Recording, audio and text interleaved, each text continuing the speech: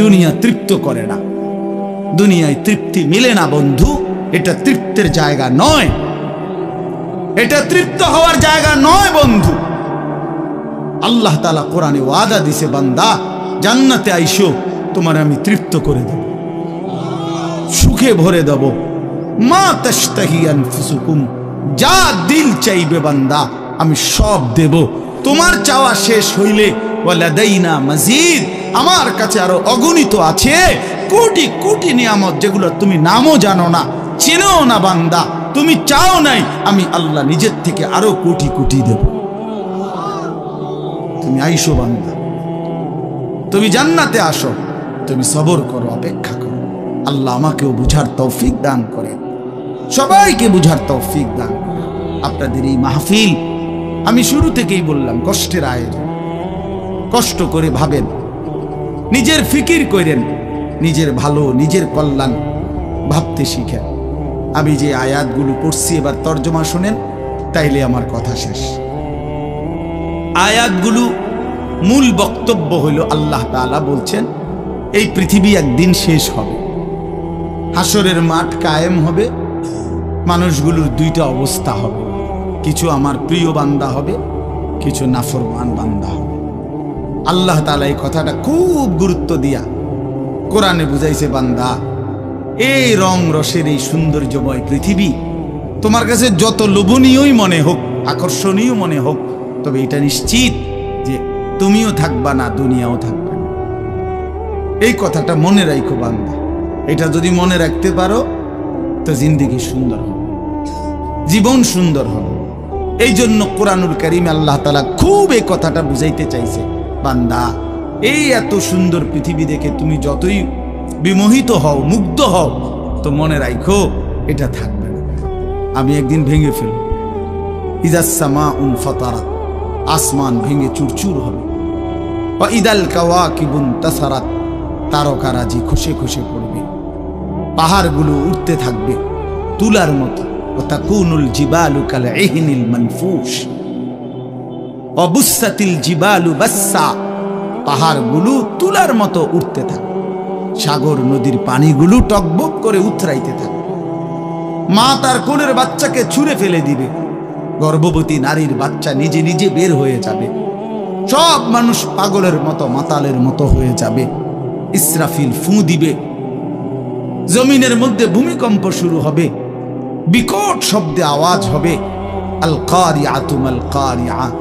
আল্লাহ তাআলা এই কথাগুলো বহুভাবে বহু আয়াতে বুঝাইতে চাইছেন, বুঝাইয়া বলছেন, বান্দা একদিন তুমিও শেষ হবা, আমার এই সৃষ্টি জগৎ শেষ হবে, হাসরের মাঠ কায়েম হবে। তো এখানেও আল্লাহ তাআলা বলছেন, কাল্লা ইদা দুক্কাতিল আরদু দাক্কান দাক্কা, সাবধান বান্দা, মনে রেখো এই জমিন একদিন চূর্ণ বিচূর্ণ হয়ে যাবে। কি হবে বলেন না?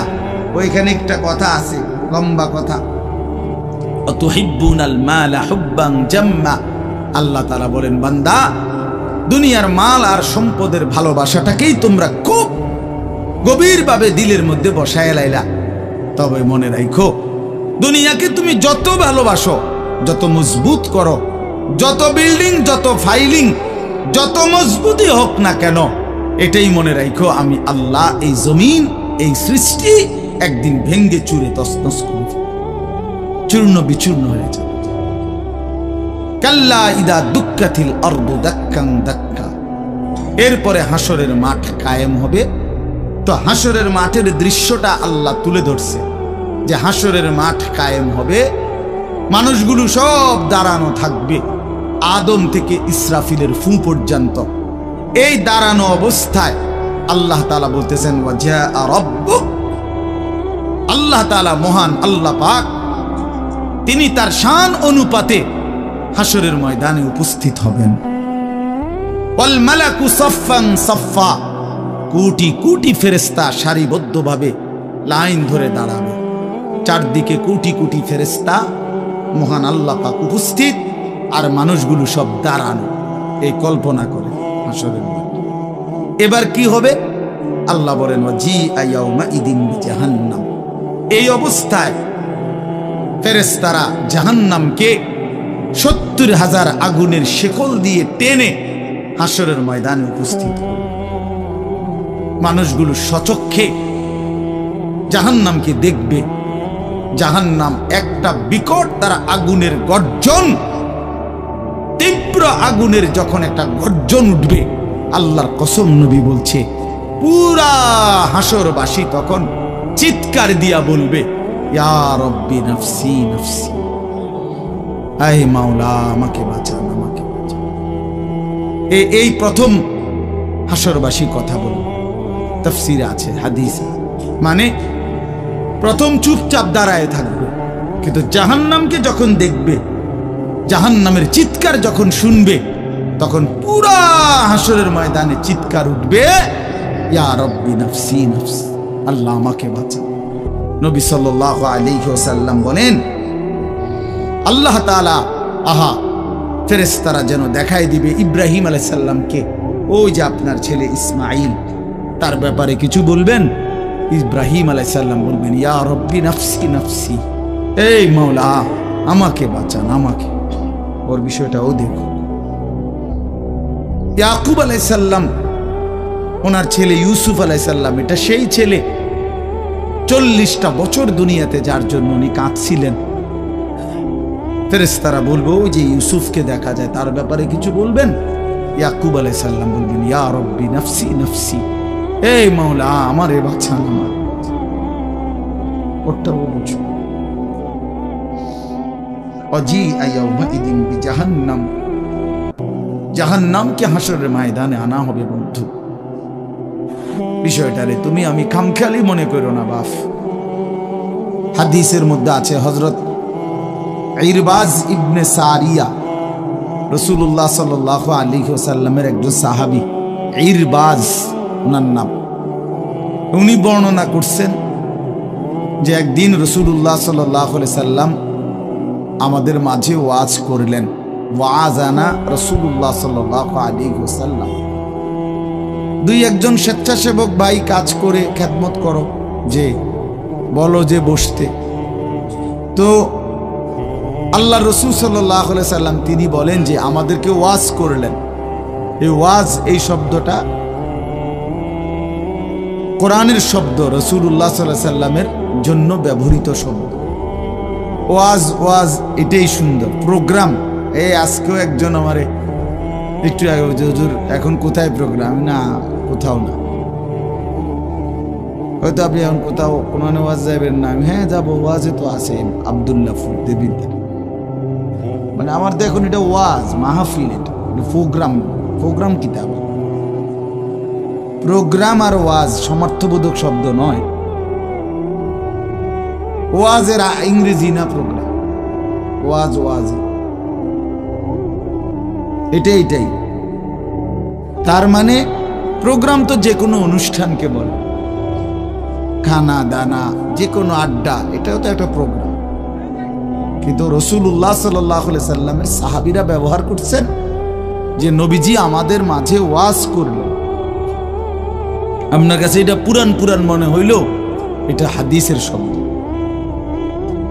ইয়াইজুকুম লাআল্লাকুম তাযাক্কারুন, এই যে কোরআন শরীফ আছে, আল্লাহ বলেন আমি ওয়াজ করতেছি তোমাদেরকে যেন তোমরা আমি আল্লাহর ওয়াজ থেকে উপদেশ গ্রহণ করতে পারো।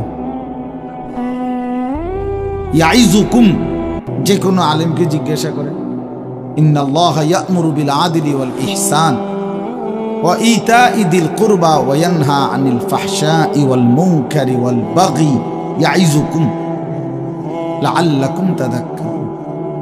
এজন্য ওয়াজ, এই শব্দটা কোরআনের শব্দ, এটা রাসূলুল্লাহ সাল্লাল্লাহু আলাইহি সাল্লামের শব্দ। তাহলে এর চাইতে দামি হয়ে গেল প্রোগ্রাম? কথা বলেন না। যাই হোক, তো বলতেছিলাম আল্লাহর নবী সাল্লাল্লাহু আলাইহি ওয়াসাল্লাম তিনি বললেন, ওয়াজ করলেন, সাহাবী বলতেছেন। তো এটা আমাদের অবস্থা কি হলো? শ্রোতাদের হালাত কি হলো?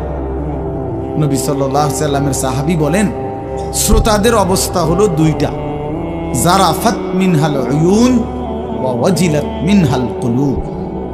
নবীজির ওয়াজের পরে আমাদের হালাত হলো এই, আমাদের চোখ দিয়ে অঝরে পানি ঝরতে লাগলো, আমাদের দিল আল্লাহর ভয়ে কাঁপতে লাগলো।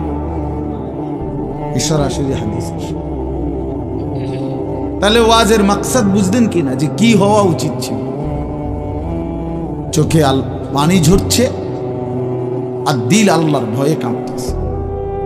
কোরআন শরীফে আছে, সরাসরি কোরআন শরীফে, وَإِذَا سَمِعُوا مَا أُنزِلَ إِلَى الرَّسُولِ تَرَى أَعْيُنَهُمْ تَفِيضُ مِنَ الدَّمْعِ مِمَّا عَرَفُوا مِنَ الْحَقِّ।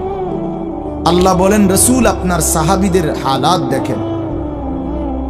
আমি আল্লাহর কোরআন যখন আপনার উপরে নাজিল করা হয় আর আপনি যখন সাহাবীদের সামনে এই কোরআন তেলাওয়াত করেন, তারা আয়ুনাহুম, ওই দেখেন ভাই, ওই দেখেন,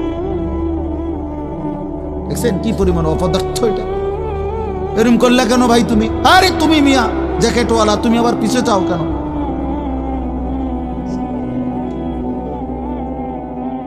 তুমি চিনো না আমারে, কোনোদিন দেখো নাই? আমি 1 মিনিটের জন্য ছেড়ে দিতে রাজি না। আমি নওজোয়ানের পরিবর্তন চাই। এই এক ফিকির নিয়া জিন্দিগির আমার মেহনত, প্রতিটা নওজোয়ানের বদলানো চাই। এই জন্য সোজা কেউ না বলুক, তার আমি বলবো, আমি নিয়ত করছি যে একদিন পারি একদিন বলবো। যেদিন বলতে পারবো না, নাই। পৃথিবী থেকে কোনোদিন যদি নাই তো নাই, কিন্তু ছেড়ে দেব না আমি ইনশাআল্লাহ। লক্ষ লক্ষ মুসলমানের কিশোর তরুণ যুবক একরকম এটা ভাবছে, এরা ছেলেরা, যে এদের কোনো অভিভাবক নাই। আপন মা বলার সাহস পায় না, আপন বাবা বলার সাহস পায় না, এলাকার কেউ কিছু বলার সাহস পায় না। তোমরা ছেলেরা মিয়া যা মন চায় তাই করতেছো, নিজের খেয়াল খুশি মতো। আরে ভাইয়া, এভাবে নিয়ন্ত্রণহীন, অভিভাবকহীন, কারো তত্ত্বাবধানবিহীন জীবন জন্তু জানোয়ারের জীবন বেটা। আমি বললাম বেটা, যার মাথার উপরে কোনো ছায়া নাই, যার কোনো অভিভাবক নাই, যারে আগলাইয়া রাখে না কেউ, যারে শুধরাইয়া দেয় না কেউ, আল্লাহর কসম ওই জীবন জানোয়ারের জীবন বেটা, জন্তু জানোয়ারের জীবন। তোমার মনে যা চাই তাই করবা, এটাকে আল্লাহ কোরআনে বলছে এই লোকটার পরিচয় হলো সে জানোয়ার, যার জীবনের কোনো নিয়ন্ত্রণ নেই। রাতের বাজে 3টা ঘুমায় না, সকাল বাজে 9টা ওঠে না। দেখিতা তো পাগল না ছাগল না, এটা পতনেরও টাইম নাই, ওড়নেরও কি নাই। এটা কোনো জীবন হলো না, এটা জানোয়ারের জীবন না। সারা রাত, রাতের 3টা বাজে মোবাইলে উলঙ্গ ছবি দেখতেছে।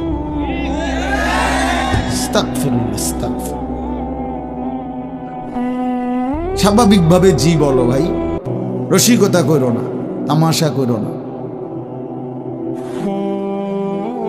বিকট আওয়াজে যেই বলারও দরকার নেই, স্বাভাবিক শুনতে থাকো ভাইয়া। এই জন্য আমি বললাম ভাই, রাগ হইও না, আল্লাহ তোমারও বরকত দান করেন। কিন্তু আমার বলার উদ্দেশ্য হলো আমাদের পরিবর্তন দরকার, সংশোধন দরকার, আমাদের জিন্দেগি সাজানো দরকার। আমি এই কথাটাই বলতেছিলাম যে মাহফিলের মাকসাদ বিবেক জাগানো, দিল জাগানো, দিল জাগানো, অনুভূতি সৃষ্টি করা। যাহা আমি কি করছি,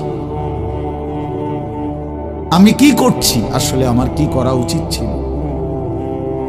তাইলে কোরআনুল কারীমের মধ্যে আল্লাহ তাআলা বলছেন, আল্লাহর কথা শুনলে সাহাবীদের চোখ দিয়ে তারা আয়ুনাহুম তাফীদু মিনাদ দামঈ, নবী আপনি দেখবেন আপনার সবগুলো সাহাবীর চোখ থেকে অঝরে পানি ঝরছে, কাঁদতেছে। আল্লাহর কোরআন শুনলে সাহাবীরা কাঁদতে। কোরআন শরীফে একটা সূরা আছে 29 পারা, সূরা দাহার, কোরআন শরীফের 75 নম্বর সূরা, 76 নম্বর সূরা। এই সূরাটা ছোট্ট একটা সূরা। এই সূরার মধ্যে জান্নাতের অসাধারণ বর্ণনা আছে। যেদিন এই সূরাটা নাজিল হইছে, নবীজি উপস্থিত সাহাবী যারা ছিল সামনে, তখন জিব্রাইল মাত্র নাজিল করছে, নবী সাল্লাল্লাহু আলাইহি সাল্লাম সাহাবীদের সামনে শুনাইছে এটা, এই সূরাটা।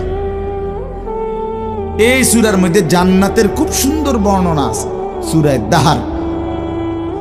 তো এই সূরার এই জান্নাতের বর্ণনা শুইনা এইখানে বসা একজন সাহাবী, কালো, রজুলুন আসওয়াদ, তাফসিরে আছে, উনি ছিলেন একদম কালো রঙের সাহাবী, সহজ সরল সাহাবী।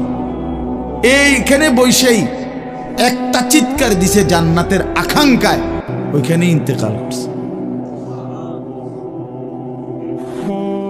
আল্লাহ নবী সাল্লাল্লাহু আলাইহি সাল্লাম বলছেন, লাকাদ আখরাজা নাফসা সাহিবিকুম আশ-শাওকু ইলাল জান্নাহ, তোমাদের সাথী জান্নাতের শৌক আগ্রহে জীবন দিয়ে দিল। দেখো, जान दिए दिलो जान, निकल जाए दम तेरे कदमों के नीचे, यही दिल की हसरत, यही दिल की आरज़ू है। আল্লাহর প্রিয় বান্দারা এটা বলে যে, হে বড় মাওলা, আপনার কদমের নিচে জীবন দিয়ে দিলাম। এটাই ছিল দিলের তামান্না, এটাই ছিল দিলের আফসোস, আহাজান। সাহাবায়ে কেরাম যখন আল্লাহর জন্য শহীদ হইতেন, অসংখ্য সাহাবীদের জীবনীতে আছে, যুদ্ধের ময়দানে যখন শহীদ হইতেন রক্ত মাখা শরীর নিয়া, শেষ মুহূর্তে সাহাবীরা একটা কথাই শুধু বলতেন, ফুস্তু ওয়া রাব্বিল কাবা, কাবার রবের কসম আমি কামিয়াব হয়ে গেলাম, আমি সফল। ফুস্তু অর্থ হলো আমি সফল হয়ে গেলাম, সফল হয়ে গেলাম। তার মানে শহীদ ব্যর্থ হয় নাই, শহীদ কি হয়েছে? সফল হয়েছে। শহীদ জীবন পেয়েছে, নতুন করে জীবন পেয়েছে। এই জন্য আমার ভাই, আল্লাহর জন্য আল্লাহর কথা শুনলে দিলের হালাত এমনই হওয়ার কথা। হাদিসের মধ্যে আছে, হযরত আব্দুল্লাহ ইবনে মাসউদ রাদিয়াল্লাহু তাআলা আনহু তিনি বলছেন যে, একদিন নবীজি আমাকে বলছেন কোরআন শরীফ তেলাওয়াত করে শুনাইতে, নবীজিকে শুনাইতে। হযরত আব্দুল্লাহ ইবনে মাসউদ রাদিয়াল্লাহু তাআলা আনহু বলেন, আমি সূরা নিসা, এই সূরার প্রথম 40টি আয়াত একটানা নবীজিকে মাথা নোয়ায়া আদবের সাথে নবীজিকে শুনাইতেছিলাম। 40টা আয়াত পর্যন্ত যখন তেলাওয়াত করলাম, হযরত আব্দুল্লাহ ইবনে মাসউদ বলেন, নবী সাল্লাল্লাহু আলাইহি সাল্লাম তখন বলেন, হাসবুকাল আন, এখন থামো। তো 40 আয়াত পরে যখন আমি থামলাম, হযরত আব্দুল্লাহ ইবনে মাসউদ বলেন, ফালতাফাততু ইলাইহি, আমি নবীজির দিকে চোখ তুলে তাকালাম, ফাইযা আইনাহু তাদরিফান, তিনি বলেন, আল্লাহর কসম আমি দেখতে পাইলাম আল্লাহ নবী সাল্লাল্লাহু আলাইহি সাল্লামের দুই চোখ দিয়ে অঝরে পানি ঝরছে। তিনি বহুতক্ষণ ধরে কাঁদতেছেন। তাইলে এই ছিল রাসূলুল্লাহ সাল্লাল্লাহু আলাইহি সাল্লামের হালাত, এই ছিল সাহাবায়ে কেরামের হালাত। আল্লাহর কথা শুনলে নবী নিজেও কাঁদতেন, সাহাবায়ে কেরামও কি করতেন? কাঁদতেন। প্রিয় ভাই আমার, বন্ধু আমার, আমরা মুসলমান। আমি এই কথাটাই শুরু করছিলাম, গাফেল বঞ্চিত হয়, খামখেয়ালি মানুষ, খামখেয়ালি। আর কেন নামাজ পড়ি না, মসজিদে যাইতে ভাল লাগতেছে না, কেরুম লাগতেছে, কি জানি কেরুম লাগতেছে, কেরুম পাগল কোথাকার বেটা, কেরুম লাগতেছে এইটাও কই তারস না, তুই তো একটা অপদার্থ মানুষ বেটা, এটা কোনো কথা হইল? এই জন্য বললাম, মানে আসল কথা হইল গাফেল, খামখেয়ালি। কোরআন শরীফে আছে, যত লোক জাহান্নামে যাবে, আল্লাহর কসম ভাইয়া শোনো, যত লোককে আল্লাহ জাহান্নামে ফেলবে, আল্লাহ কোরআনে স্পষ্ট বলছে সবগুলোর পরিচয় হলো উলাইকা হুমুল গাফিলুন, এগুলো গাফিল। কোরআন শরীফের আয়াত। উলাইকা হুমুল গাফ ওয়া লাকাদ যারানা লিজাহান্নামা কাসীরাম মিনাল জিন্নি ওয়াল ইনস। আমি অসংখ্য অগণিত জিন আর মানুষ দিয়ে জাহান্নামকে পূর্ণ করব। আল্লাহ বলেন এই সবগুলো নাফরমানের পরিচয় উলাইকা হুমুল গাফিল। এরা গাফেল, এরা গাফেল ছিল, খামখেয়ালি করছে, খামখেয়াল। আমি নয়তো হায়াত দিয়েছি। আওয়ালাম নুআম্মিরকুম মা ইয়াতাযাক্কারু ফীহি মান তাযাক্কারা। আল্লাহ তাআলা জাহান্নামীকে বলবে, এই জাহান্নামী বান্দা, মনে তো করো যেটুকু হায়াত দিলে আমার বন্দিগি করতে পারতা, এটুকু হায়াত, এটুকু সময় আমি তো তোমাকে দিয়েছি বান্দা। তুমি বলো কোন সময়টা, কোন সুযোগটা আমি দেই নাই বান্দা? বলো বলো বান্দা। 1টা বাজে জোহরের আজান হইছে, 3:45 বাজে আসরের আজান হইছে, 3.5 ঘন্টা তো 12 রাকাত বা 10 রাকাত জোহরের নামাজ পড়তে কি 3.5 ঘন্টা লাগে? বলেন মাওলানা। তাইলে যুবক কেন নামাজ পড়লাম? তুমি কি হায়াত পাও নাই? তুমি কি সুযোগ পাও নাই? 4 রাকাত ফজরের নামাজ পড়তে কি 1 ঘন্টা সময় লাগে? তো আল্লাহ তাআলা কি সময় দেয় নাই? আল্লাহ কি হায়াত দিল না? কেন না ফরমানি করল? বন্ধু আমার, আল্লাহ বলবেন এই কথা, আওয়ালাম নুআম্মিরকুম, বলো বান্দা, আমি কি তোমাকে হায়াত দেইনি? আমি কি তোমাকে সময় দেই নাই? কোরআন শরীফে আছে আল্লাহ বলছেন, কোরআন শরীফে আছে আল্লাহ বলছেন জাহান্নামী চিৎকার করবে আর বলবে, আল্লাহ একটু সময় দেন, একটু বিরতি দেন, 1টা মিনিট কদ্দুর আমারে জিরাইতে দেন, আমি পারতেছি না মালিক। আগুন, এই মালিক আমার শরীরটা জ্বলা পুরা ছাই হয়ে গেছে, আমি আর পারছি না মাওলা, আমার একটু বিরতি দেন, 10টা মিনিট কদ্দুর বিরতি দেন, এই আগুন আমি সইতে পারছি না। আল্লাহ তাআলা বলবেন, লা ইউফাত্তারু আনহু, না নাফরমান, 1 সেকেন্ডের বিরতি মিলবে না। অহুম ফীহি মুবলিসুন, আল্লাহ বলে জাহান্নামী চিরদিন অনন্তকাল মলিন চেহারা, বিমর্ষ চেহারা নিয়েই পড়ে থাকবে, কোনদিন তার মুখে হাসি ফুটবে না। ওমা যালামনাহুম ওয়ালাকিন কানু হুমুজ যালিমিন। আল্লাহ তখন বলবে, নাফরমান জাহান্নামী, আমি তো তোমার উপরে জুলুম করি নাই বান্দা, তুমি তো নিজেই নিজের উপরে জুলুম করেছিলে। আমি জুলুম করি নাই, আমি যতগুলো হুকুম করেছি, যতগুলো নিষেধ করেছি বান্দা, প্রতিটা হুকুম পালন করার যোগ্যতাও আমি শরীরে দিয়েছি। তুমি যদি রুকু করতে না পারতা আমি বলতাম না, তুমি যদি সেজদা করতে না পারতা তাইলে আমি হুকুম করতাম না। আমি তো গাছকে বলি নাই সেজদা করতে, তোমারে বলছি। আমি তো মাছকে বলি নাই সেজদা করতে, তোমাকে বলেছি, কারণ তোমাকে তো যোগ্যতাও দিয়েছি। ইন্না হাদাইনাহুস সাবিলা, আল্লাহ বলেন আমি তো বুঝাইবার জন্য আমার পক্ষ থেকে প্রতিনিধিও পাঠিয়েছি, আমি তো বুঝবার জন্য আসমানি কিতাবও দিয়েছি, নবীও দিলাম, রাসূলও দিলাম, উলামায়ে কেরামকেও দিলাম, কিতাবও দিলাম, শরীরেও মানার যোগ্যতা দিলাম। তাইলে কেন পারলা না বান্দা?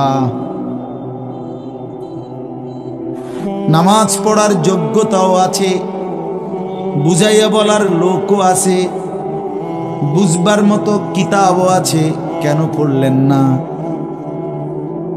বলেন? আপনারা যে কেউ যদি সিদ্ধান্ত নেন 2 রাকাত নামাজ পড়বেন, তাহলে আপনাদের শরীরে পড়ার যোগ্যতা আছে কিনা? আপনারা যদি সিদ্ধান্ত নেন কিভাবে পড়ব, তো এই কথা বুঝাইয়া বলার জন্য কোনো আলেম আছে কিনা? যদি বলেন কোরআন থেকে কইলেন, তো এটা দেখানোর মতো কিতাব আছে কিনা? তো কি সমস্যার কারণে পারলেন না? বন্ধু বলেন, প্রিয় ভাই বলো, আমার নওজোয়ান সন্তানরা বলো, ভাইয়া কি কারণে পারলা না? আজকের সারাদিনে 5 ওয়াক্ত নামাজ কেন পড়তে পারলা না দোস্ত? কেন পড়তে পারলা না? হ্যাঁ, এই পৃথিবীতে কত বন্ধুর কত আবদার রক্ষা করলেন, পরম বন্ধু মহান আল্লাহ পাকের কোনো আবদার রক্ষা করলেন না। সামান্যটুকু উপকার যে করছে তারে কতবার থ্যাংক ইউ দিলেন। 24 ঘন্টা যিনি লালন পালন করছে তারে একবারও সেজদা দিলেন না। এই নাফরমান, তুই এত বড় গাদ্দার কেমনে হইলি বেটা? বেনামাজির চাইতে বড় গাদ্দার আর কে হইতে পারে? বেনামাজির চাইতে বেয়াদব অসভ্য আর কি? বেনামাজি অসভ্য, অসভ্য বেনামাজি শয়তান। যার কপালে সেজদা নাই ওই শয়তান, শয়তান, শয়তান, ওইটা শয়তান। আমি বললাম, আল্লাহর কোরআন বলছে, ইবলিস তুই সেজদা দিলি না, আজকের থেকে তুই শয়তান। ইবলিস রে এর আগে শয়তান বলতো না, বলতো আজকের থেকে শয়তান, আজকের থেকে রাজিম, ফখরুজ ফাইন্নাকা রাজিম। আল্লাহ বলছে বের হ বেঈমান, কেন সেজদা দিলি না? ফাইন্নাকা রাজিম, আজকের থেকে ইবলিস তুই অভিশপ্ত। এজন্য বেনামাজি অভিশপ্ত, বেনামাজি শয়তান। ওয়া ইন্না আলাইকাল লানাতা ইলা ইয়াউমিদ্দিন। আল্লাহ বলছে ইবলিস তুই আমারে সেজদা দিলি না, তো মনে রাখিস আজকের থেকে নিয়ে ইসরাফিলের ফু পর্যন্ত, কিয়ামত পর্যন্ত তোর উপরে আমি আল্লাহর লানত। এটাই তো তরজমা নাকি? কিয়ামত পর্যন্ত তুই নাম বেঈমানের উপরে আমি আল্লাহর লানত। এজন্য বেনামাজি মনে রাখো, এই যুবক তোমরা যারা নামাজ পড়ো না, তোর উপরে আল্লাহর লানত, আল্লাহর লানত, তোর খোদার গজব তোর উপরে, মনে রাখিস। বলে না আমি ভাত খাই, ভাত ভাত জন্তু জানোয়ারও খায়। আমি তো ঘুম যাই, ঘুম কুত্তাও যায়, কুকুরও খায়, কুকুরও পেশাব পায়খানা করে, কুকুরেরও যৌন চাহিদা পূরণ হয়, এই জন্য কুকুরেরও বাচ্চা কাচ্চা হয়। এটা কোনো অবাক কিছু না। আপনি ভাত কতটি খান আর ঘুম যান আর পেশাব পায়খানা করেন আর লজ্জাস্থানের চাহিদা পূরণ করেন, এরই নাম যদি জীবন হতো, তাই জানোয়ারের সাথে তফাৎ কি? বলেন না কেন? জন্তু জানোয়ারের সাথে আমাদের জিন্দেগির তফাৎ কোথায় ভাইয়া? কি ব্যস্ততায় পড়ে গেলেন এই বাবারা, বন্ধুরা আমার, কি ব্যস্ততায় মালিকরে সেজদা দিতে পারলেন না? মা সালাকাকুম ফি সাকার ক্বালু লাম নাকু মিনাল মুসাল্লিন। আল্লাহর ফেরেশতা জাহান্নামীকে বলবে, হে জাহান্নামী বেঈমান, কে তোকে জাহান্নামে কেন নিয়ে আসলো? কেন আসলি জাহান্নামে? বন্ধু আমার শোনো বন্ধু, আল্লাহর কোরআনে আল্লাহ বলেন জাহান্নামী বলবে ক্বালু লাম নাকু মিনাল মুসাল্লিন। ফেরেশতা ভাইয়া, কারণ আমি নামাজি ছিলাম না, এজন্য জাহান্নামী হলাম। ওয়াইলুন ইয়াওমাইদিল লিল মুকাদ্দিবিন ওয়া ইযা ক্বিলা লাহুমুর কাউ লা ইয়ারকাউন। বলে সমস্ত মিথ্যাবাদী নাফরমান পাপী, সেদিন মনে রেখো হাসরের ময়দানে তোমাদের জন্য জাহান্নাম। যদি বলেন কেন, আল্লাহ বলেন ওয়া ইযা ক্বিলা লাহুমুর কাউ লা ইয়ারকাউন। বারবার তাকে বলা হয়েছে নামাজের জন্য রুকু করতে, সেজদা করতে। নাফরমান আমি আল্লাহকে সেজদা করে নাই, নামাজ পড়ে নাই, রুকু করে নাই। এজন্যে এই সরাসরি কোরআনের আয়াতে আল্লাহ বলেন, কাল্লা ইদা বালাগাতিত তারাকি ওয়া কিলা মান রাক ওয়া যান্না আন্নাহুল ফিরাক ওয়ালতাফাতিস সাকু বিস-সাক ইলা রাব্বিকা ইয়াওমাইদিনিল মাসাক ফালা সাদ্দাকা ওয়ালা সাল্লা। আল্লাহ বলেন, আল্লাহর নবীর জবানে নবীজি বুঝাইছেন এই তাফসিরে। নবীজি বলছেন, উম্মত, কোন নাফরমান পাপীর জান কবজের সময় মালাকুল মউত আজরাইল তার রুহুটা তার কলিজা থেকে একটা টান দিয়ে ছিঁড়ে ফেলবে। ছিঁড়লেই রুহুটা এসে কণ্ঠনালীর কাছে আটকায় যাবে, এই গলার কণ্ঠনালীতে। কাল্লা ইদা বালাগাতিত তারাকি, কণ্ঠনালীতে যখন নাফরমানের রুহু আটকায় যাবে, তো আজরাইল ধৈরা টাইনা ছিঁড়া টুকরা টুকরা করে এরপরে এই রুহুটাকে ছিঁড়া ভিড়া বাইর করে। তো কোরআনে আল্লাহ বলছে, কেন এমন এমন নির্মম মৃত্যু হলো কেন? তার কলজা ছিঁড়া ফেললো, আজরাইল তার রুহুটা ছিন্ন ভিন্ন করে দিল, এমন করলো কেন? আল্লাহ বলেন, কারণ দুইটা, ফালা সাদ্দাকা ওয়ালা সাল্লা। এই নাফরমান আমি আল্লাহরে বিশ্বাস করে নাই এবং নামাজ আদায় করে। কি আদায় করে নাই? ভাত খাও, ভাতে তো দুগা খাও নাকি? তা মোবাইল টিপো আর মানুষের বেডি দেখো। দেখো ভাইয়া, দেখো, কুলু ওয়া তামাত্তাউ কালিলান ইন্নাকুম মুজরিমুন। আল্লাহ বলে, নাফরমান, অল্প সময়ের দুনিয়া খাও, ভোগ করো, শুধু মনে রেখো তুমি নাফরমান। এখন ভাত খাও, পরে ফিডাও। কবরের প্রথম ঘন্টায় আমি বুঝাই দেব আমি মালিক কোন। কাল্লা সাউফা তা'লামুন আলহাকুমুত তাকাসুর হাত্তা যুরতুমুল মাকাবির কাল্লা সাউফা তা'লামুন। আল্লাহ বলে, দুনিয়ায় ডুবে থাকতে থাকতে আমি আল্লাহকে আখিরাতকে ভুলতে ভুলতে দুনিয়া বাড়ানোর নেশা, প্রতিযোগিতা, বেঈমান তোরে গাফেল বানায় দিল। এরই মধ্যে একদিন তুই কবরে পৌঁছে গেলা। এই কবরে আসলেই তুমি বুঝতে পারবা আমার নাফরমানির শাস্তি কি। আল্লাহ রাসূল সাল্লাল্লাহু আলাইহি ওয়াসাল্লাম বলছেন, কবর নাফরমানকে একটা চাপ দিবে, একটি চাপে ডান পাশের মাটি বাম দিকে, বাম দিকের মাটি ডান পাশে, এভাবে আইসা আটকায় যাবে। হাত্তা তাখতালিফা আদলাউহু। নবীজি বলেন, ডান পাশের হাড্ডি পাঁজর ভাঙ্গা বাম পাশের গুলো ডান পাশে, এইভাবে আঙ্গুল যেভাবে ঢোকে, এইভাবে হাড্ডি একটার একটার ভিতরে ঢুকে যাবে। কি মনে করছো দোস্ত, আমার বন্ধু, আমার এটা নিশ্চিত আল্লাহর কথা মিথ্যা হয় না। ১৫০০ বছরে এ কোরআনের প্রতি অক্ষর নিয়া আপনজন দুশ্মন, ইমানদার নাফরমান, বেঈমান, হিন্দু, বৌদ্ধ, ইহুদি, খ্রিস্টান, নাস্তিক, মুরতাদ, বুদ্ধিজীবী, গবেষক, পণ্ডিত, দার্শনিক, বিজ্ঞানী, সবাই কাফের বেঈমানরাও যুগে যুগে এই কোরআনের প্রতিটা অক্ষর নিয়ে পরীক্ষা করছে, পর্যালোচনা করছে, বিশ্লেষণ করছে, কিন্তু একটি নোক্তা অক্ষর ভুল, মিথ্যা, অসত্য, অযৌক্তিক, অবাস্তব, অপ্রাসঙ্গিক আজকের এই মিনিটে প্রমাণ করতে পারে না। যদি সন্দিহান হইতো তত প্রমাণ হয়ে যাইতো যে এই সমস্ত তথ্য উপাত্তের আলোকে প্রমাণিত হলো কোরআনের এই আয়াতটি ভুল। সেটা কোনটা? এমন হইছে? কথা বলে না কেন?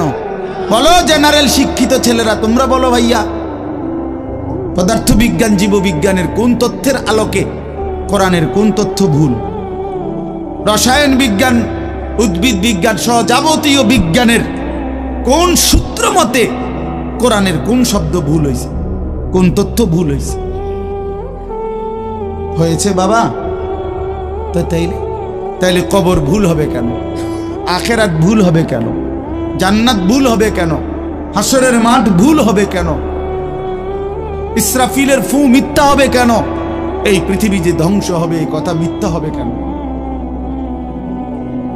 মিথ্যা হবে কেন?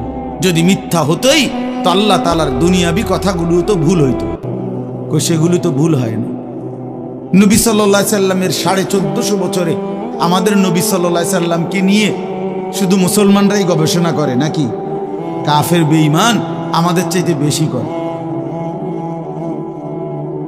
আমাদের চাইতে বেশি গবেষণা করে নবীজিকে নিয়ে।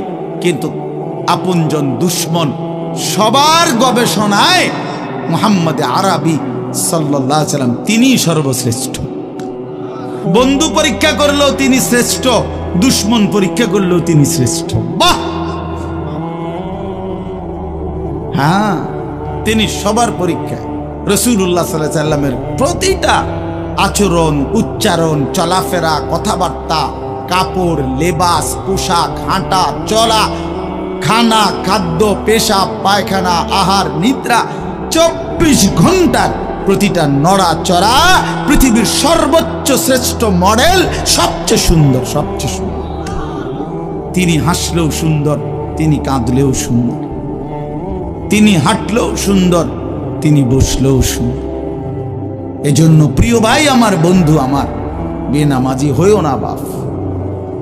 মাঝ বয়সী যারা, আপনাদেরকেও বলি, একটা চা দোকান নামাজ পড়তে দেয় না, একটা সিএনজি নামাজ পড়তে দেয় না, একটা অটো রিক্সা নামাজ পড়তে দেয় না, একটা বুটমুড়ির দোকান নামাজ পড়তে দেয় না, সামান্য কুদ্দুর ক্ষেতের ফসল নামাজ পড়তে দেয় না, 12,000, 14,000, 20,000 টাকার একটা চাকরি, এটা আপনাকে এক ওয়াক্ত নামাজ পড়ে দিতে দেয় না। হায় হায় বদনসিব! কয় টাকার বিনিময়ে আল্লাহকে ভুলে গেলেন? 20,000 টাকার বিনিময়ে। একটা দোকানে কয় হাজার টাকা বেতন হলো, এই 30,000, 40,000 টাকার বেচা কিনার বিনিময়ে আল্লাহকে ছেড়ে দিলেন। যুবক ভাই, তোমরা এই 12, 14, 20,000 টাকার একটা মোবাইলের কাছে আল্লাহকে ছেড়ে দিলা। মাত্র 20,000 টাকায় তুমি ইমানদার বিক্রি হয়ে গেলা। ছি ছি ছি!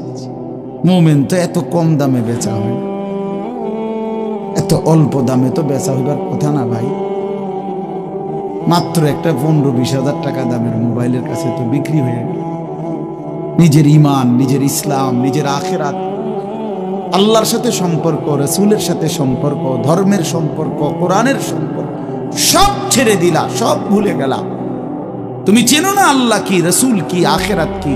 তুমি চিনছো শুধু মোবাইল, নারী, ছবি, নর্তকী, জিনা, ব্যভিচার, অসভ্য দৃশ্য, বন্ধুদের আড্ডা। না ভাই, এত কম দামে ইমানদার বিক্রি হয়, মুমিন এত অল্প দামে বিক্রি হয়। হ্যাঁ, 54 বছরের যেই জালেম স্বৈর শাসক বাপ ফুতে মিলে, সিরিয়ার ওই জালেম স্বৈর শাসক ফ্যাসিস্ট, যে 54 বছর ধরে হাজারো লক্ষ মুসলমানের রক্তে জমিন ভাসাইছিল, কারাগারের অন্ধকার প্রকোষ্ঠে আটকায় রাখছিল, মুসলমান ইমানদারের রক্তের আহাজারিতে আল্লাহর জমিন কাঁপতেছিল। ওই সিরিয়াতে এই যে কয়দিন, মাত্র 2 দিন হলো, 8ই ডিসেম্বর 24 বছরের জুলুমের শাসন থেকে পলাইয়া সিরিয়ার প্রেসিডেন্ট বাশার আল আসাদ ভাগছে, পলাইছে। শুনছেন আপনারা? পলাইছে। নতুন উইকেট পড়ছে, যে শুনছেন? এই যে 8ই ডিসেম্বর আরেকটা উইকেট পড়ছে। প্রথম উইকেট পড়ছে 5ই আগস্ট, দ্বিতীয় উইকেট পড়ছে 8ই ডিসেম্বর। 2024 উইকেট পড়ার বছর, 2024 উইকেট পড়ার বছর। এবছর বোলিং ভালো হয়েছে, এবছর উইকেট পড়তেছে। 2 উইকেট পড়ে গেছে। আগামী উইকেট নেতানিয়াহু, ইনশাআল্লাহ। ইসরায়েলের কুত্তা হেরে যাবে ইনশাআল্লাহ। ইসরায়েলের ওই বেঈমান নেতানিয়াহু অয় ভাগবে, অয় পালাবে ইনশাআল্লাহ, কোনো সন্দেহ নেই। ফিলিস্তিনের বিজয় হবে ইনশাআল্লাহ, ফিলিস্তিনের বিজয়। আর ওই যে 130 কোটির ধমক দেখায় যে বেটা, ওই মোদি, ওরাও হেরে যাবে ইনশাআল্লাহ, ওরাও হেরে যাবে। ওখান থেকে আলুর ধমক দে, আলু, পেঁয়াজ, বেটা মন্ডা কয় আটটা গিয়ে কন্যাই কথা কস বেড়া, পেঁয়াজের ধমক দেশ বেড়া। হ্যাঁ, পেঁয়াজ আমগো পেঁয়াজ বন্ধ করে দিবে, আমরা আলু বন্ধ করে দিবে। এইতে ইন্ডিয়া থেকে আমগো আলু বন্ধ, পেঁয়াজ বন্ধ। পেঁয়াজ তার আব্বার। হ্যাঁ, পেঁয়াজ কি মোদির আব্বার? বলো যুবক, তার বাপের পেঁয়াজ বেটা। তো তাইলে তুই বন্ধ করবি কি বেটা? তোদের পেঁয়াজ বন্ধ করবি কেন? তোদেরকে পেঁয়াজ, রসুন, আদা, চাল, ডাল, ভাত, মাছ খাওয়াই যিনি, 24 ঘন্টা তোদেরকে বাঁচায় রাখছে যিনি, তিনি তো আমার আল্লাহ বেটা, আমার আল্লাহ, আমার আল্লাহ। ওই বেঈমান, তোর কি বেঈমান? তুই তো মূর্তি ছাড়া তোর কিচ্ছু নাই বেটা। ওই মালিক তো আমার মালিক, আমি ওই মালিকের সেজদা করি। আমার মালিক তোকে খাওয়ায় বেটা। আল্লাহ রিজিক দেয় ওদেরকে, ওরা আম করে ধমক দেয়, ওরা আমাদেরকে ধমক দেয়। যত ধমকই দাও, মনে রাখো যুবক, তোমাদের কাছেও বলি, এই ইসলাম আমাদের কাছে আমানত। আমরা সাফ কথা 110 কোটি 130 কোটি বেঈমান আমরা ভয় পাই না। আমরা কোনো সংখ্যা গণি না, ওদেরকে আমরা গণা তো ধরি না। আমাদের একজন, আমাদের শুধু একজন, আগেও একজন, এখনো একজন, আগামী দিনও একজন, তিনি আল্লাহ। বলো ভাই কে? আর তিনি আকবার, তিনি সবচেয়ে বড়, সবচেয়ে বড়, তিনি বড়, একজনই বড় আমাদের, আল্লাহু আকবার। বলো ভাই, সবাই বলো, জোরসে বলো ভাই, আল্লাহু আকবার, আল্লাহু আকবার, আল্লাহু আকবার। বলো বলো, আওয়াজ করে বলো, বলো বলো। বেঈমান শুনুক, কাঁটা তারের বেড়ার থেকে শুনুক বেঈমান। বড় স্লোগান দাও, আল্লাহ বড়, আল্লাহু আকবার, আল্লাহু আকবার, আল্লাহু আকবার। আল্লাহই বড়, আল্লাহই বড়, আল্লাহই বড়। 110 কোটিকে আমরা হিসাব করি না। ইনশাআল্লাহ এই বাংলাদেশের ইমানদার মুসলমান আমরা কলিজার খুন দিয়ে হলো মাতৃভূমির প্রতি ইঞ্চি জমিন আমরা হেফাজত করবো ইনশাআল্লাহ, ইনশাআল্লাহ। সোজা কথা, কোনো সন্দেহ নাই এতে, কোনো সন্দেহ না। আমার মতো 2, 4, 10, 50 হাজারের রক্তে জমিন হয়তো ভাসবে, কিন্তু এদেশেও ইনশাআল্লাহ কালেমার পতাকা উঠবে ইনশাআল্লাহ। হ্যাঁ, এদেশে হিন্দু থাকবে, কোনো অসুবিধা নাই। আমরা কোনো সময় আমরা তাদের উপরে জুলুম করি নাই, কিন্তু জবাই যুবক মনে রাখো, এ কথার উপরে প্রতিবাদ করতেই হবে যে ইসকনের গুন্ডারা, সন্ত্রাসীরা এই দেশে থাকতে পারবে না। ইসকন সন্ত্রাসী, ইসকন গুন্ডা, গুন্ডা, হিন্দু গুন্ডা, হিন্দু সন্ত্রাসী।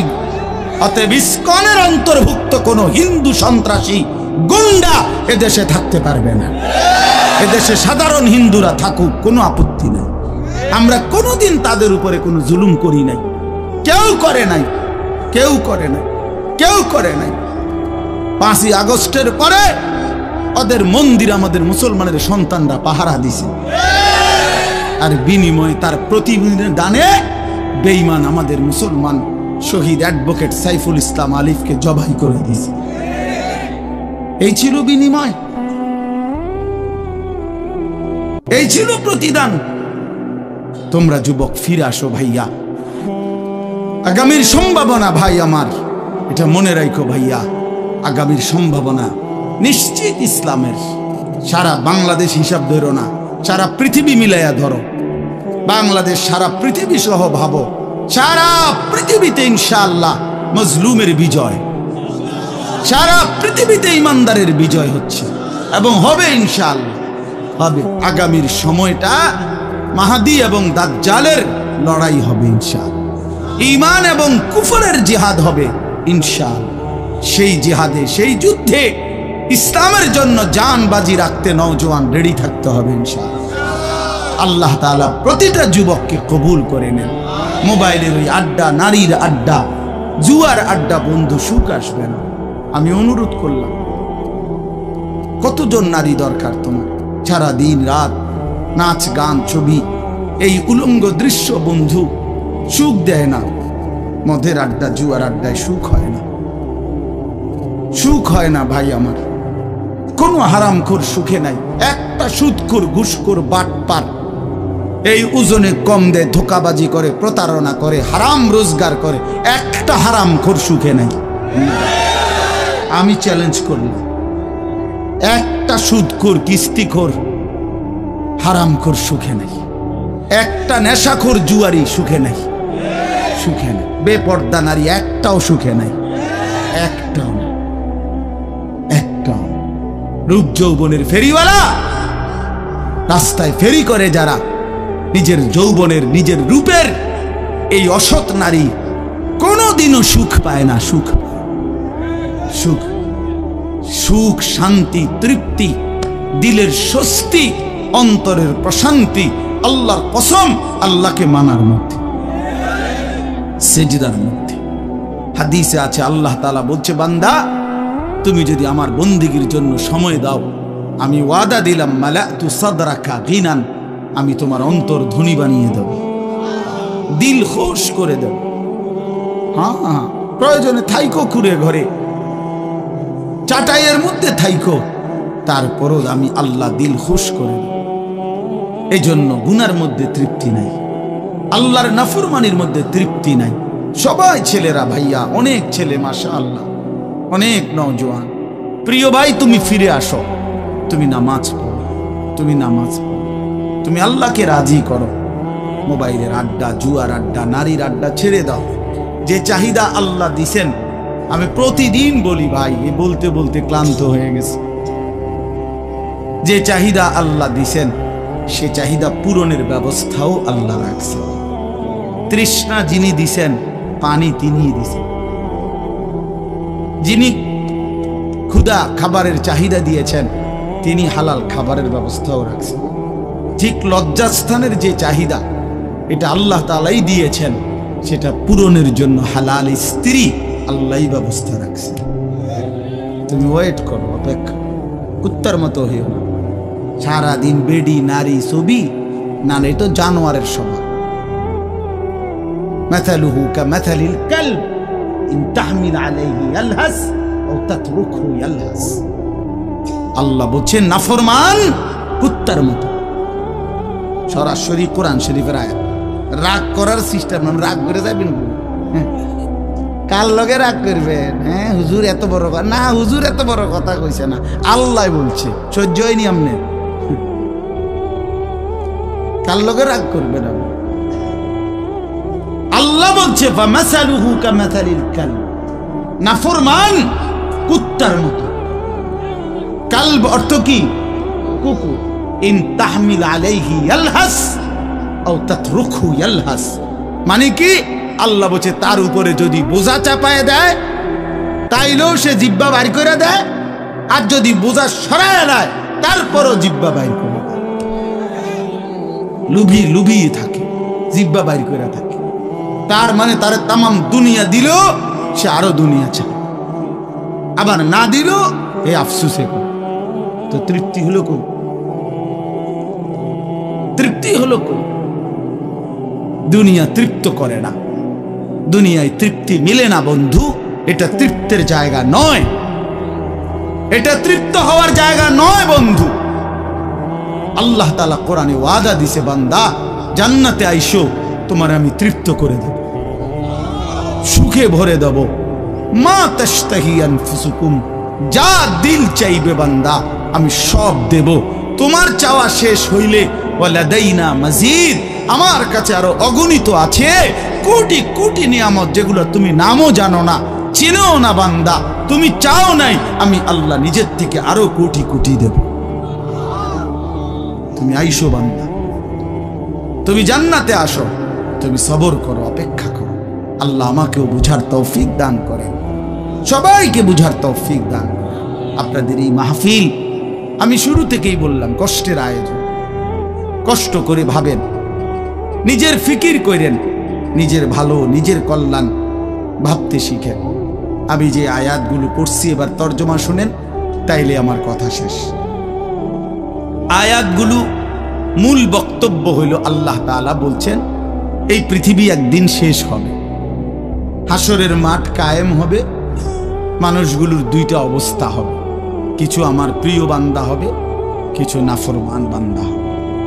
আল্লাহ তাআলা এই কথাটা খুব গুরুত্ব দিয়া কোরআনে বুঝাইছে, বান্দা এই রং রসের এই সৌন্দর্যময় পৃথিবী তোমার কাছে যত লোভনীয়ই মনে হোক, আকর্ষণীয় মনে হোক, তবে এটা নিশ্চিত যে তুমিও থাকবা না, দুনিয়াও থাকবে না। এই কথাটা মনে রাখো বান্দা। এটা যদি মনে রাখতে পারো তো জিন্দেগি সুন্দর হবে, জীবন সুন্দর হবে।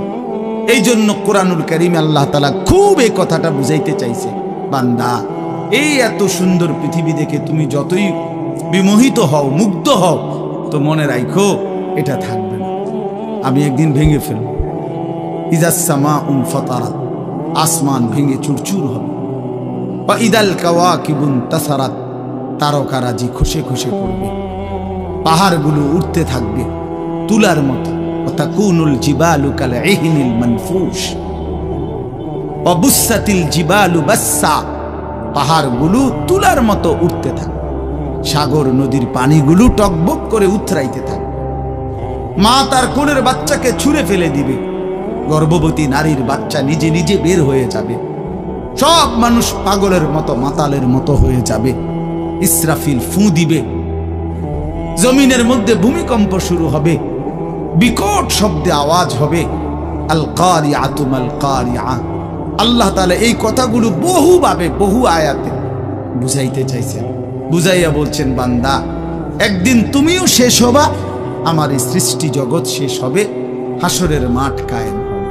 তো এখানেও আল্লাহ তাআলা বলছেন, কাল্লা ইদা দুক্কাতিল আরদু দাক্কান দাক্কা, সাবধান বান্দা, মনে রেখো এই জমিন একদিন চূর্ণ বিচূর্ণ হয়ে যাবে। কি হবে বলেন না? ওইখানে একটা কথা আছে, লম্বা কথা, অতুহিব্বুনাল মালা হুব্বান জাম্মা। আল্লাহ তাআলা বলেন, বান্দা দুনিয়ার মাল আর সম্পদের ভালোবাসাটাকেই তোমরা খুব গভীরভাবে দিলের মধ্যে বসায় লাইলা। তবে মনে রাখো, দুনিয়াকে তুমি যত ভালোবাসো, যত মজবুত করো, যত বিল্ডিং, যত ফাইলিং, যত মজবুতই হোক না কেন, এটাই মনে রাখো, আমি আল্লাহ এই জমিন, এই সৃষ্টি একদিন ভেঙ্গে চুরে তছনছ করে ফেলব, চূর্ণ বিচূর্ণ হয়ে যাবে। কাল্লা ইদা দুক্কাতিল আরদু দাক্কান দাক্কা। এরপরে হাসরের মাঠ কায়েম হবে। তো হাসরের মাঠের দৃশ্যটা আল্লাহ তুলে ধরছে যে হাসরের মাঠ কায়েম হবে, মানুষগুলো সব দাঁড়ানো থাকবে, আদম থেকে ইসরাফিলের ফু পর্যন্ত। এই দাঁড়ানো অবস্থায় আল্লাহ তাআলা বলতেছেন, ওয়াজা রাব্বুক, আল্লাহ তাআলা মহান আল্লাহ পাক, তিনি তার শান অনুপাতে হাসরের ময়দানে উপস্থিত হবেন। ওয়াল মালাকু সাফফান সাফফা, কোটি কোটি ফেরেশতা সারিবদ্ধভাবে লাইন ধরে দাঁড়াবে, চারদিকে কোটি কোটি ফেরেশতা, মহান আল্লাহ পাক উপস্থিত, আর মানুষগুলো সব দাঁড়ানো। এই কল্পনা করে হাসরের মাঠে এবার কি হবে? আল্লাহ বলেন, ওয়াজিআ ইয়াউমা ইদিন বিজাহান্নাম। এই অবস্থায় ফেরেশতারা জাহান্নামকে ৭০,০০০ আগুনের শেকল দিয়ে টেনে হাসরের ময়দানে উপস্থিত হবে। মানুষগুলো সচক্ষে জাহান্নামকে দেখবে। জাহান্নাম একটা বিকট তারা আগুনের গর্জন, তীব্র আগুনের যখন একটা গর্জন উঠবে, আল্লাহর কসম নবী বলছে, পুরা হাসরবাসী তখন চিৎকার দিয়া বলবে, ইয়া রব্বি নাফসি নাফসি, আয় মাওলা আমাকে বাঁচান, আমাকে বাঁচান। এই প্রথম হাসরবাসী কথা বলবে।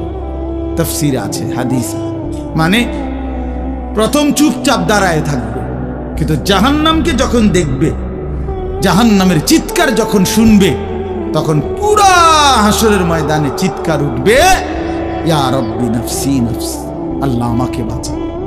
নবী সাল্লাল্লাহু আলাইহি ওয়াসাল্লাম বলেন, আল্লাহ তাআলা, আহা ফেরেশতারা যেন দেখায় দিবে ইব্রাহিম আলাইহিস সালামকে, ওই যে আপনার ছেলে ইসমাইল, তার ব্যাপারে কিছু বলবেন।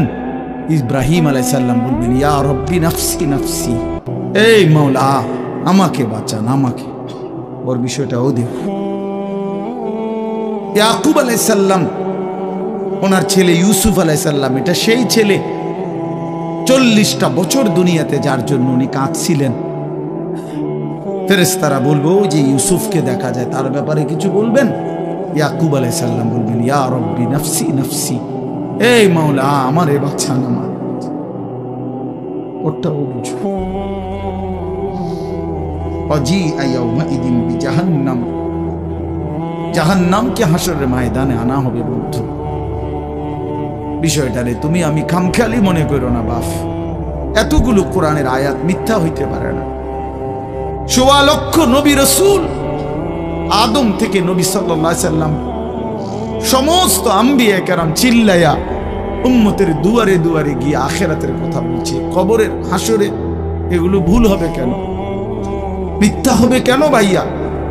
প্রতিদিন যে মানুষগুলো কবরে যায়, তুমি কি দেখো না ভাই? এই মানুষের মৃত্যু, লাশ, কবর তোমারে কিছুই মনে করায় না।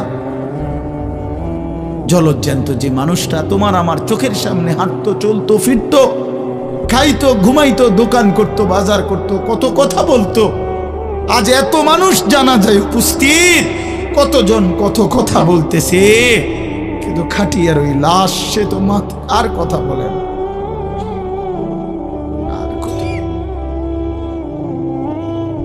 আর কথা বলে না।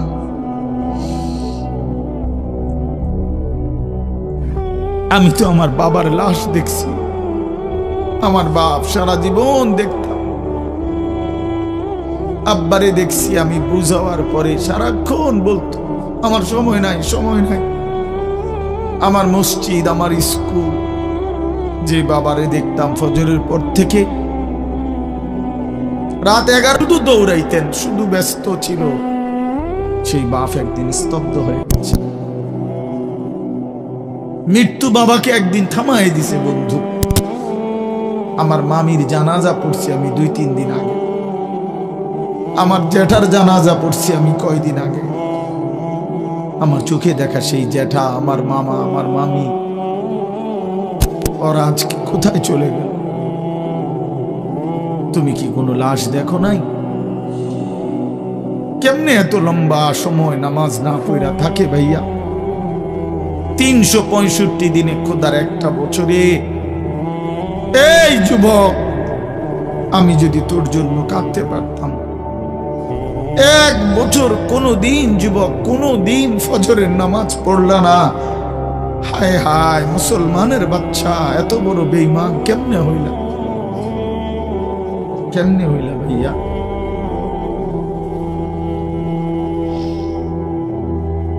এ কেমন জিন্দিগি ভাই? কোনদিন নামাজ পড়বা না? একজন মুসলমান 30 বছর মিথ্যা বলে। হোসেন ভাই,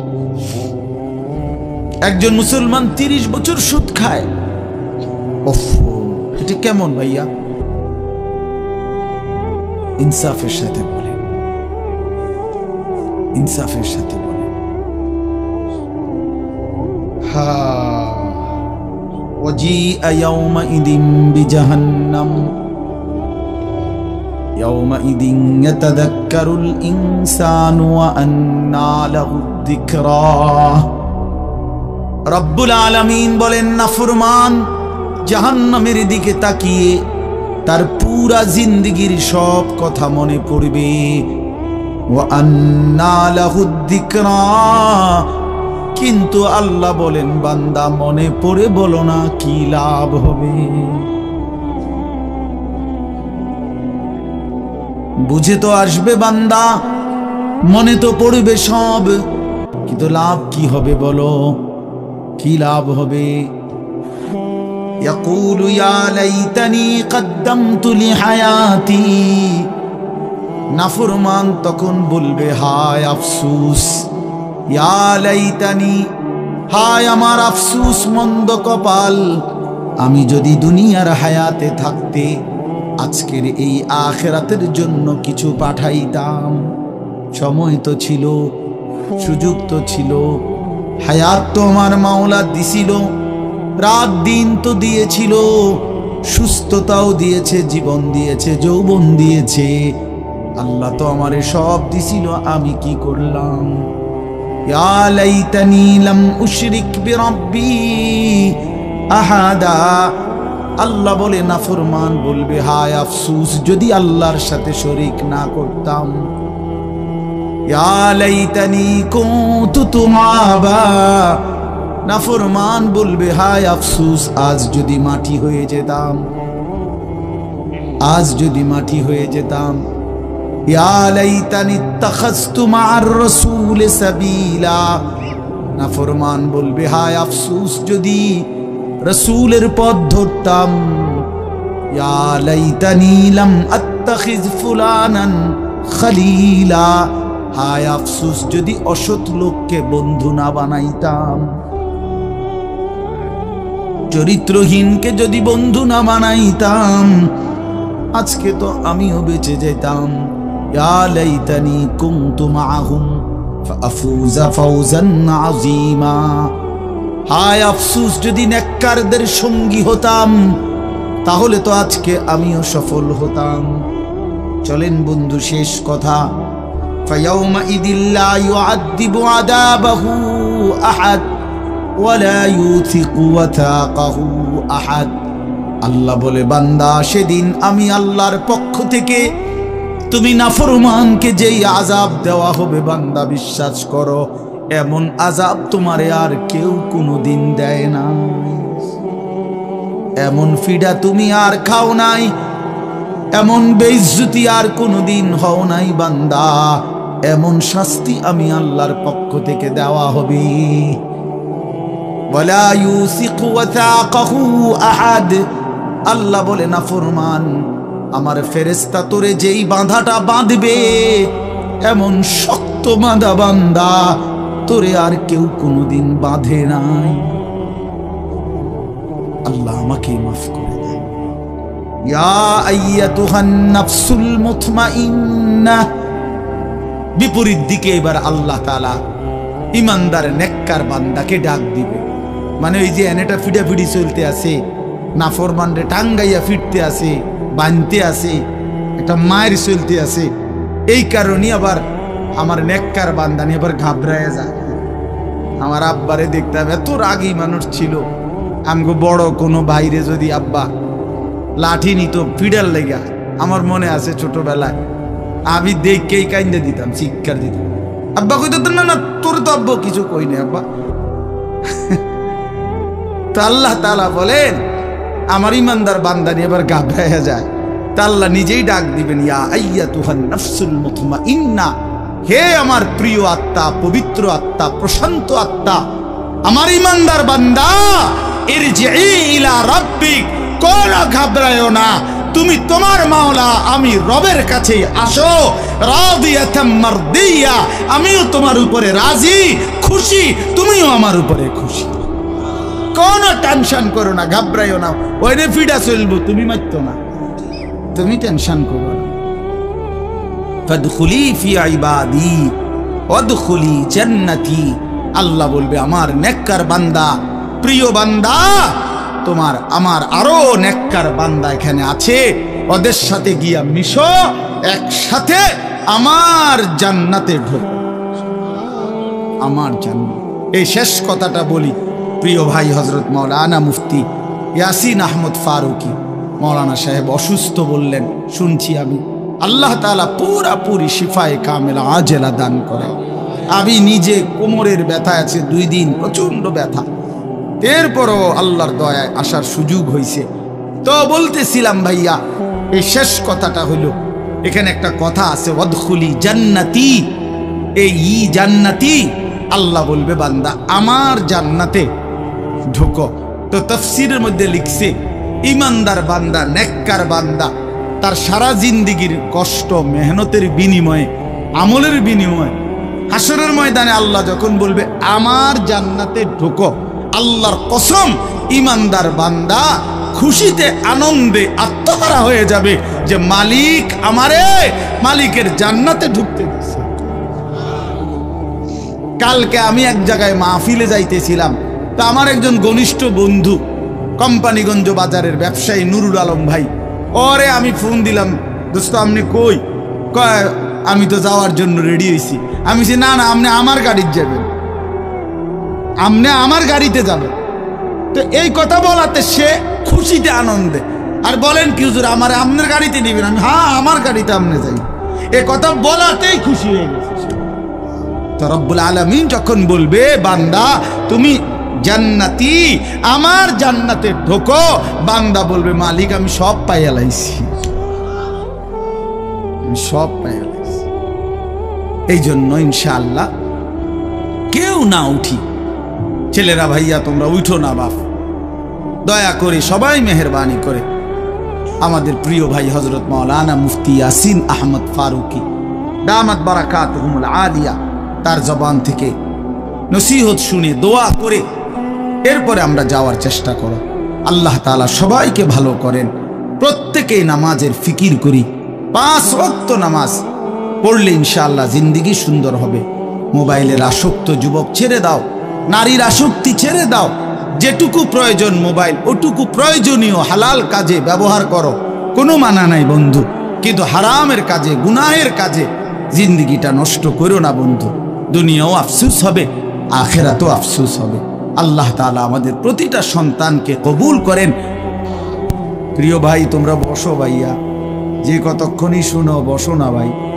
এই নওজোয়ান ভাই বসো, ছায়া রয়েছে এমনি ব্যাটকে কারে কয় বুঝে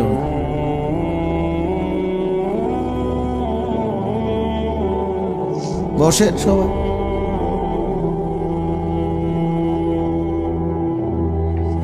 আল্লাহর কথা বসে শুনতে হয়, আল্লাহর কথা জুতা খুলে শুনতে হয়, আল্লাহর কথা আদবের সাথে শুনতে হয়, আল্লাহর কথা সর্বোচ্চ মনোযোগ দিয়ে শুনতে হয়, তাইলে জিন্দেগি বদলায়। কোনো গাফেল আল্লাহর কোরআন থেকে লাভবান হইতে পারে না। গাফেল বঞ্চিত হয়, মানে যে খামখেয়ালি। এজন্য প্রিয় ভাই এটা জরুরি বিষয়। একজনও বুট খাইও না, বুটও খাইবা আল্লাহর কথাও শুনবা, ফায়দা হবে না ভাই। বাদামও খাইবা আল্লাহর কথাও শুনবা, কোনো ফায়দা হবে না, নিজের ভিতরে কোনো অনুভূতি জাগবে না। প্রতিটা ওয়াজের মাকসাদ কিন্তু দিল জাগানো,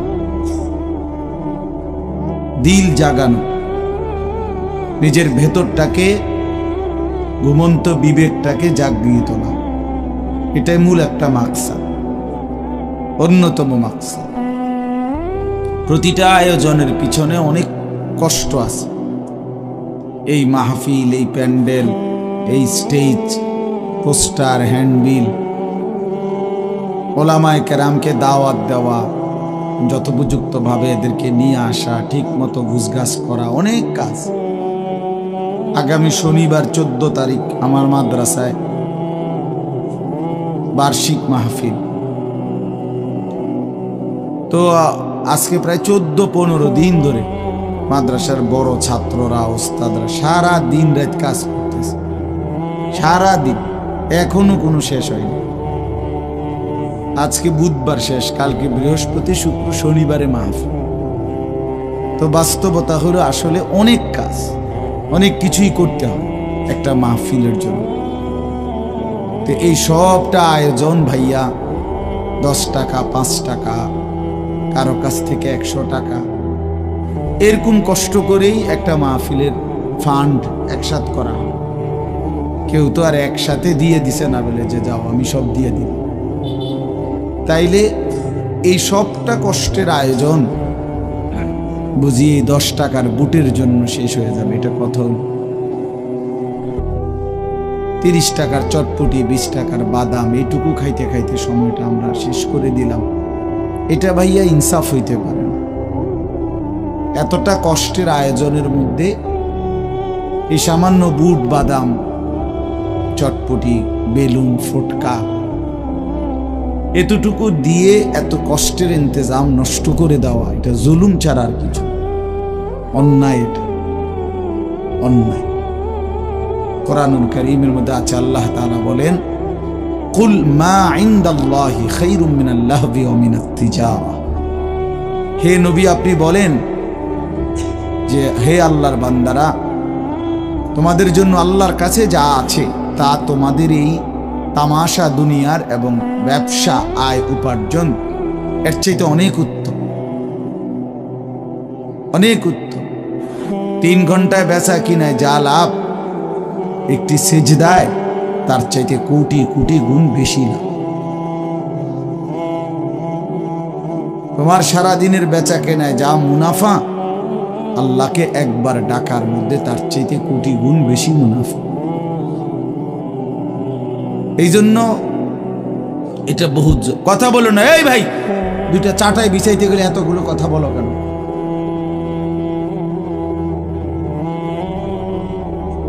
একদম কথা বলবা না মিয়া। ভাই, তোমরা যদি বসতে রাজি না হও তো বাইরে চলে যাও। হ্যাঁ, যাও, বাইরে যাও। 2-4 জন গাফেল না শুনলে কি হয়েছে?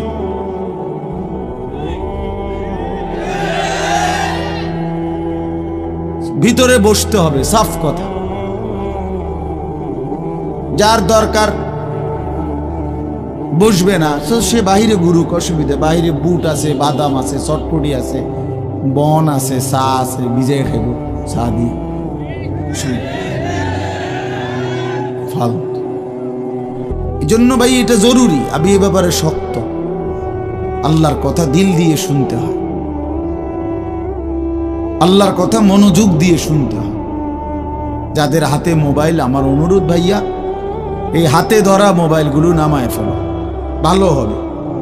আমি অনুরোধ করলাম, এটা ভালো হবে। আল্লাহর কথা আমাদের চোখের দিকে তাকায়া শুনলে এতে ফায়দা বেশি হবে। এই মোবাইল ধরে রাখলে জেহান ইন্তেশার হয়, মানে দিল বিক্ষিপ্ত হয়, অন্তরের মধ্যে থাকে যে মোবাইলে উঠতেছি কিনা, তো মনোযোগটা থাকে মোবাইলের দিকে। মোবাইলে তো উঠছে, কিন্তু আমার নিজের জন্য কিছু হলো না, তো কি ফায়দা হলো ভাই? মোবাইলে ওয়াজের কোনো অভাব নেই। আমাদের এক এক বক্তার ওয়াজ হাজার হাজার, সবাই, সব বক্তাদের ওয়াজে আছে, মোবাইল আছে না, অজস্র, অগণিত। পৃথিবীতে একটা শুই পড়লো, ওগুলা মোবাইলে উঠায়। তো কাজেই এটা কোনো আশ্চর্য কিছু না। 1 কোটি ওয়াজও যদি কারো মোবাইলে থাকে, এটা আখেরাতের মুক্তির জন্য, পরকালের জন্য ন্যূনতম কোনো ফায়দা আনবে। দেখার বিষয় হলো নিজের মধ্যে কি আমি কিছু নিলাম কিনা। আমি এই জন্য বললাম যে মাকসাদ নিজের ভিতরে বিবেক জাগানো, দিল জাগানো। এটাই যদি না হয় তো মানুষ জমছে, ঠিক আছে, বক্তাও আসছে, মাহফিলও হইছে, কিন্তু সবাই সবার মতো, যার যার মতোই আসছে আর গেছে, তাইলে কোনো লাভ হলো? যাই জনই হলো, কতগুলো টাকাই খরচ হলো।